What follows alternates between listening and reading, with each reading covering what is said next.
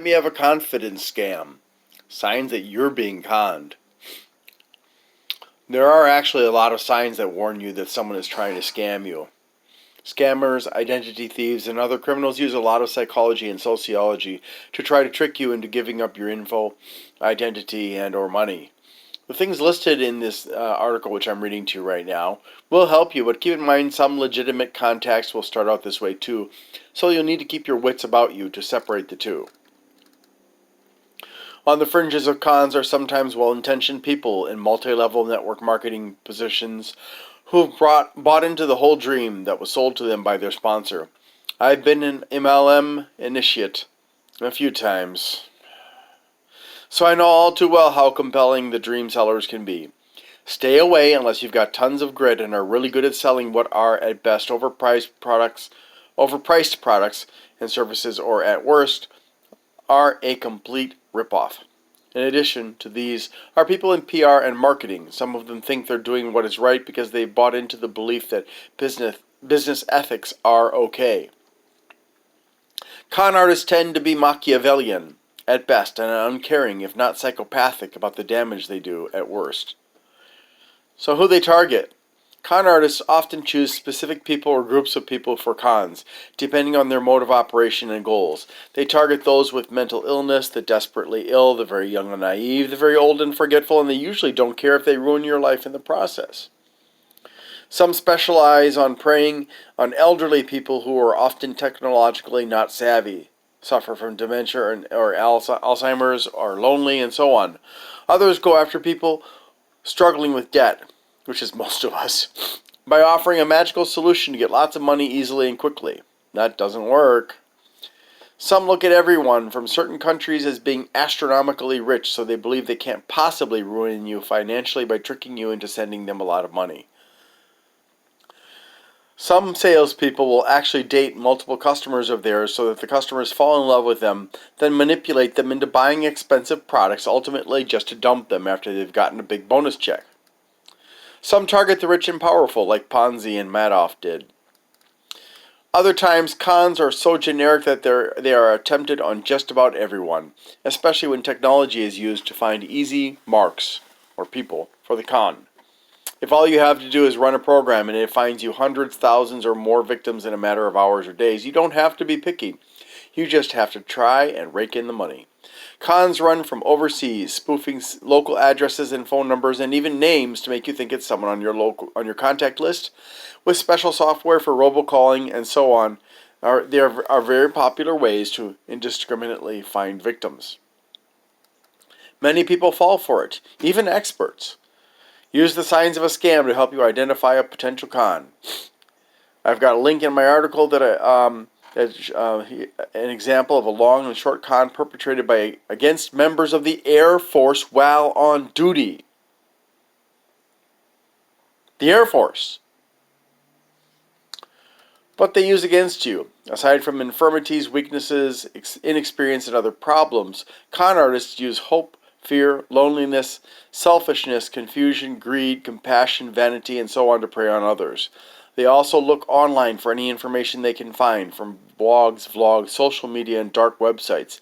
Some have access to private databases, legally or not, through legitimate jobs, too. Once a con artist has manipulated you into trusting them, which often involves conforming their their behavior to what you think of as most trustworthy, be it through extreme politeness, kindness, and generosity, or behaving like a rebel, a troubled person, a victim, a military vet, or an authority figure. They then work towards their goal, getting your money and or your personal information. Duration of a con. Durations are roughly divided into short and long cons. A short con can take mere seconds to days, whereas a long con takes days, weeks, or even years. The majority of cons are short because although the profits are lower, the risk is also lower. Major long-term cons have a much greater payoff, but the risk of exposure and capture are much greater because the con artists cannot as quickly and easily disappear. This is why we hear more about them in the news. These people are either in the spotlight or dealing with the very wealthy and powerful, such as Bernie Madoff, Enron, Anderson, Lehman Brothers, Sendent, Refco, MF Global, WorldCom, Fannie Mae, HealthSouth, Tyco International, Quest Communications, Jack Abramoff, and many other government con artists and other criminals. Cons can be performed with both long and short aspects to them, performed one after the other, concurrently, consecutively, overlapping. Tools of the trade. Phones and the internet are now probably the most popular way to commit fraud, and computers are often used with sophisticated software. Written statements from government agencies are easier to identify as real, plus they give authorities a way to track down the criminals so they're less likely to be used, but it does happen. Criminals generally want a fast in and out approach, minimizing the risk of tracking instead of something that leaves a physical trace. This doesn't mean it'll never happen, though. Counterfeiting anything from a letter or ID to an entire website is big business for criminals, and long cons usually require things like this. But short cons can too. You can be conned anywhere and at any time. That means that face-to-face communication, phone calls, text messages, mail, email images, business cards, brochures, newsletters, and pretty much anything else can be used to perpetrate a scam. In other words, they will use any information, any form of communication, even in person, non-verbally through a costume, physical appearance, faking a disability, talking or behaving strangely, and more. I remember when I lived in Indonesia, I came across a couple of fairly shocking ones. One time I found an old man. He was begging, and he had kind of a hole in his head here, and there was fungus growing out of it. And I'm fairly sure that was on purpose. And there was another one where a mother was with her little boy who was completely naked, and they had attached his foreskin of his penis to his belly button to get people to feel sorry for him. And I've heard of other cases where people will deliberately mutilate themselves. And there are also those who fake it. Like there was a comical video in which a man somewhere in Southeast Asia is he's only got stumps for legs, and he's on a walkway begging for money. And two women come by, and as they come by, one of them grabs the cloth that he has around him. And it turns out that he had his legs hidden under that cloth and was just sitting in a very, very uncomfortable position for hours at a time in order to get money from people who believed he was actually disabled. So, carrying on here. Sometimes timing is extremely important and plays a significant role in the success of a con, while other times it just happens to be that you are at the right place at the right time for the con artist. Some con artists specialize in tailoring the entire presentation of their scam to a particular person's weaknesses, such as a handsome man, greed, or arrogance. They might rent a fancy house, a luxury car, set up a fake business in a temporarily rented office space, take you on a business trip, or seduce you. The one thing that you can bet on is, if you are the target, they know just about everything there is to know about you, especially if you have an online presence. A lot of scams are committed via phones, but some come as SMS or text messages, emails, mailed letters, and even visits to your home or business. With advanced computer software, it has become easier and easier to call and write to thousands and even millions of people a day using spoofed email addresses and phone numbers or even hacked online accounts. Combine that with the malware or malicious software designed to infect, reveal, steal, and raid, the profits of which dwarf the combined profits of all the anti-malware companies, and authorities are facing a major problem from these vectors. I mean, you might want to go online and go to websites where they offer hacked games to play. I can tell you from having researched it that most of those websites either have Trojans and viruses and other types of malware on them, or they're embedded into the programs that you are downloading. So stick to the websites that are reputable. Also, I know from research that if you are watching movies on illegal websites, you're watching movies for free, like 123 Movies or Putlocker, for example. Those websites, even the ones where you have to register, a lot of those websites, if not all of them, contain various types of malicious software that will infect your computer. One time, when I was doing my research, I found that several of the websites were putting some kind of software on my computer that was periodically using my computer to access the internet. Fortunately, once I noticed that I was getting these weird messages where it was saying that my internet connection had been interrupted and I hadn't seen any interruptions, I realized that I had an infection and I was able to remove it with my software that I use. So there's a lot of risk out there. If you're looking for ways to save money, you may end up helping criminals without even knowing it and giving away your information at the same time. Anything, in other words, can be used to help make a scam successful. So, symptoms of a scam. The following list gives you some of the most common cues of scams around. And I hope it'll make you more conscious and careful. The misspellings and poor grammar in the body of the letter. For example, I realizes that you're not going to believe this. Your, not your, right? Appeals to faith. For example, as a fellow member of our religion, or emotions. For example, if we don't act now, they may take over. Just because a call or email seems to be from a number or email address you know or believe you can trust doesn't mean it is. Exert caution because computer hackers and frackers can spoof a phone number, an email address, a contact name. If you know how, the original email, before it's been beautified by your browser, can give you clues as to where it really came from. You'll have to look at the header. If you didn't write to them first, sign up on their website or otherwise ask them to contact you before they called or wrote, and especially if they claim they're responding to your request that you didn't make, it's 99.9% certain to be a scam. I have received numerous contacts that were scams from people who found information about me on CareerBuilder, a legitimate job website.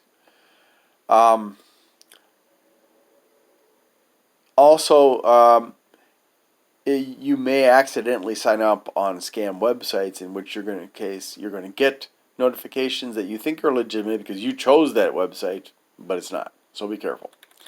Some popular scam topics: package delivery. Lately, there are a lot of people getting messages saying something about a package delivery, and you get a link. If you get a link in your text message, don't click it. Contact whoever sent it if you know them. If you don't, and ask them about it, because they may have been hacked, or they may have been infected, their computer.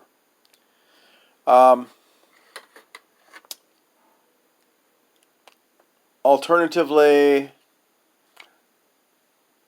there are other things, but anyways.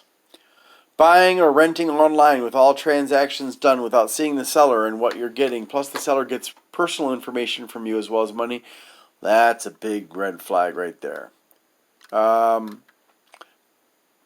Student loan forgiveness. I've never had one, and yet they keep calling me. Well, they did until I followed my instructions to get off the lists. Now they don't call me anymore. Car warranties. I've never had one of these, and I was getting calls when I didn't have a vehicle either. I'm off that list too. A free vacation. I'm off that list. Oh, the places I'd have seen if only I could trust those con artists. I could have been all over the place. The IRS or the FBI threatening legal action or imprisonment, or the police. It's all fake. They never will call you and say, hey, we've got a warrant for your arrest. You have to appear in court. Oh, by the way, you can get out of it by sending us gift cards. That's a scam. Someone claiming to be your relative or friend, speaking quickly, talking about an urgent matter, and trying to get you to give them sensitive info as quickly as possible, or asking for money desperately. Scams. And it's very easy. The Social Security Administration or other government agency calling, they will never ask you for confidential information or money if they call you. It's not them.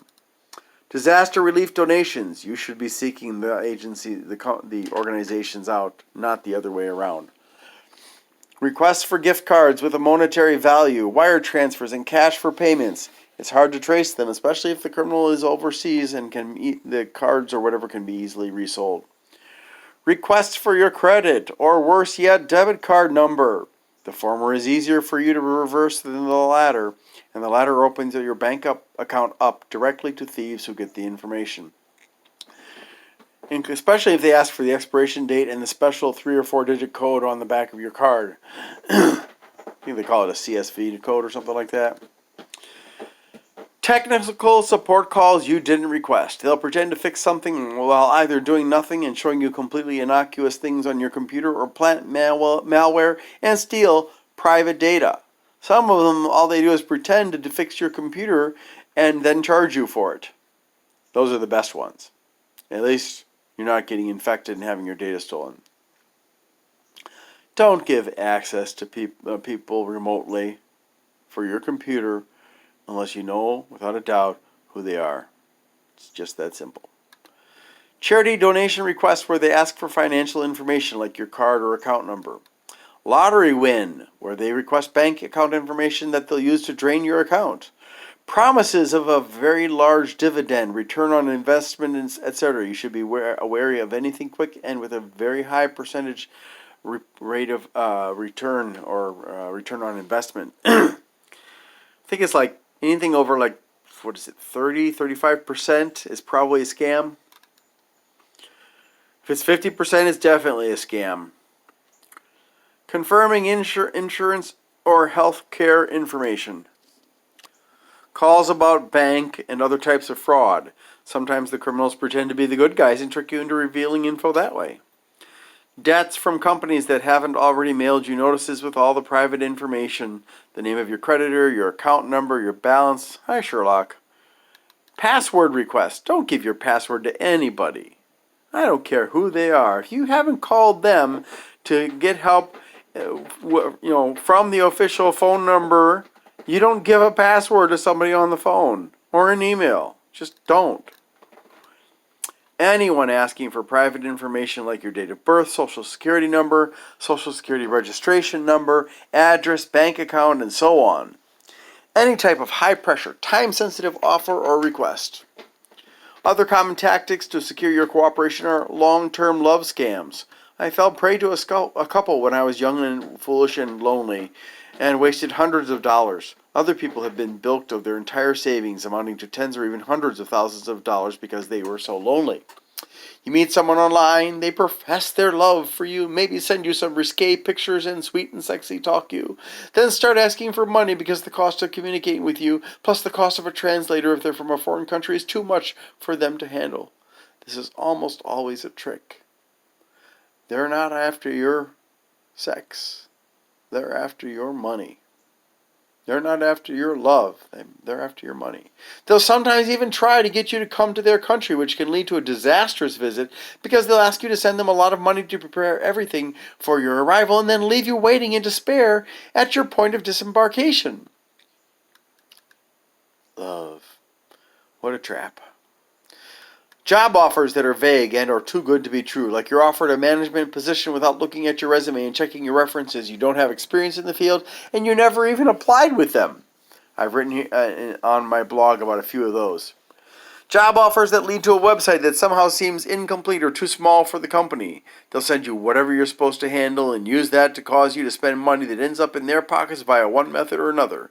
Job offers for work at home, handling payment checks, packages, and so on are almost always scams, often with a very large salary to induce you to join.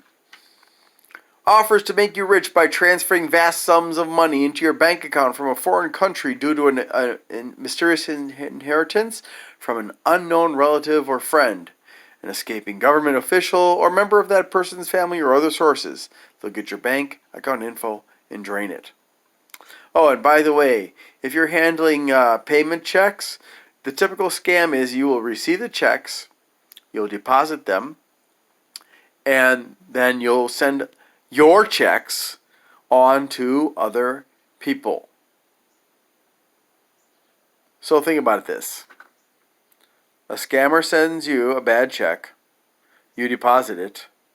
You immediately write out checks to a bunch of other people.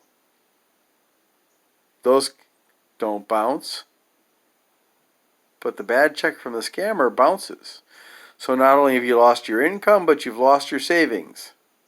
Now, if they've got a chain of victims lined up, you are probably sending valid checks to people who are also being ripped off. But they may be the scammers. That's one popular trick. I got an email for one of those jobs. I dragged it on with them for a long time just to have some fun with them. Just to waste their time.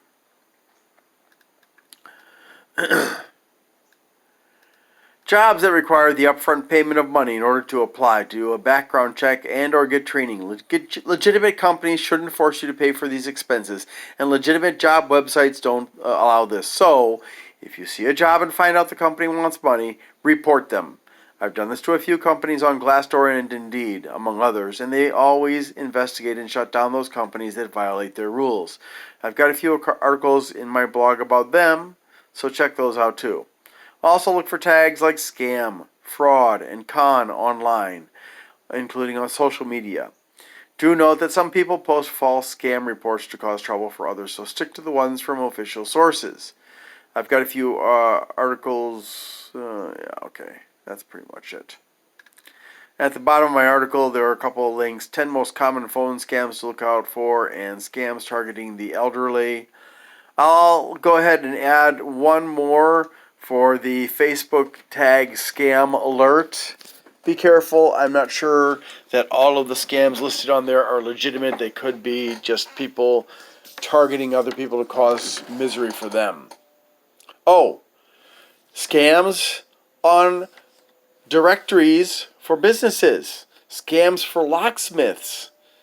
Where they get themselves at the top of the list for locksmithing and plumbing and a bunch of other stuff, and they actually have a whole bunch of fake companies that all go to one company, and then they send their locksmith or whatever it is, and usually in the advertisements they'll offer a really, really, really low rate, but when they get there, they'll bait and switch you.